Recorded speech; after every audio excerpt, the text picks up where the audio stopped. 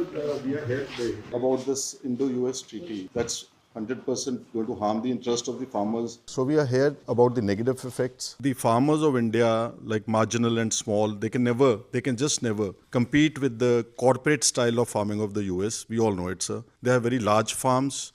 They're heavily subsidized, sir, from diesel to all their machinery. जी, हमारा जो मध्य प्रदेश का पूरा इकोनॉमी है वो सोयाबीन पे है, मेज पे है और हमारे यहाँ का खेती का मेन है, मतलब जीडीपी में भी हम 50% का हिस्सेदारी रखते हैं।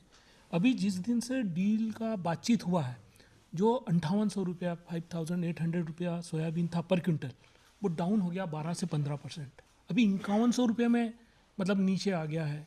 तो एक तरीके से प्रोडक्शन डाउन जा रहा है और दूसरी तरह अगर इस तरीके से ये इंपोर्ट होगा तो हमारा तो सोयाबीन चला जाएगा।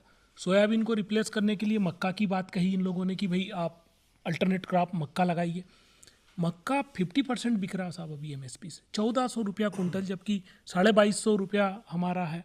पल्सेस हमारा जो मध्य प्रदेश का मेन, हम लोग तो मेन प्रोड्यूसर हैं, तो पल्सेस भी हमारा चले जाएगा। अब वो जो ज्वार आ रही है वो ज्वार 30 सेंट 40 सेंट में पर ब्रूसेल है, मतलब 27-28 किलो 10-11 रुपये का। यहाँ एमएसपी उसका 36 रुपया है।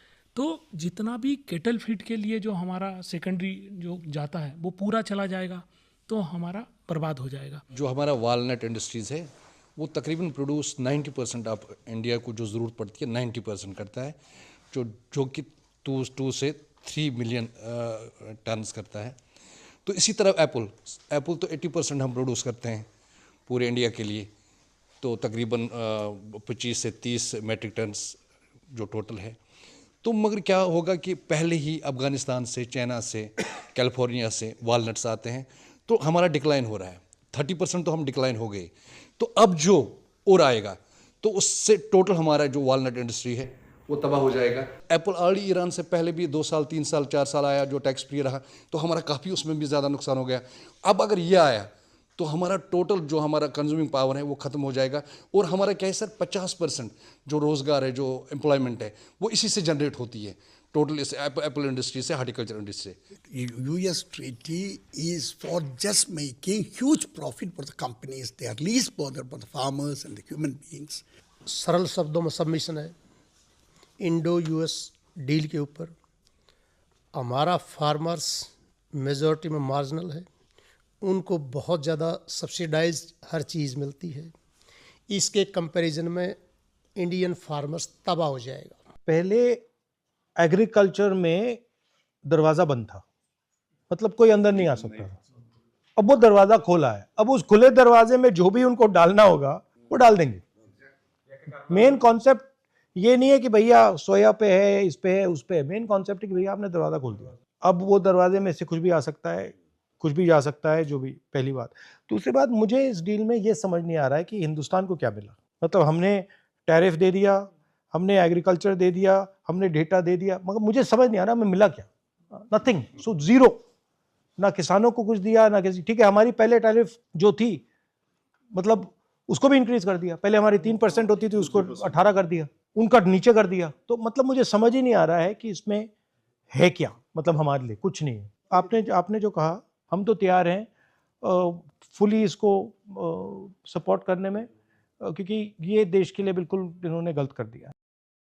We are here today about this Indo-US treaty that's 100% going to harm the interest of the farmers. So we are here about the negative effects. The farmers of India, like marginal and small, they can just never compete with the corporate style of farming of the US. We all know it, sir. They have very large farms. They're heavily subsidized, sir, from diesel to all their machinery. जी, हमारा जो मध्य प्रदेश का पूरा economy है वो soybean पे है, मेज पे है और हमारे यहाँ का खेती का मेन है, मतलब जीडीपी में भी हम 50% का हिस्सेदारी रखते हैं।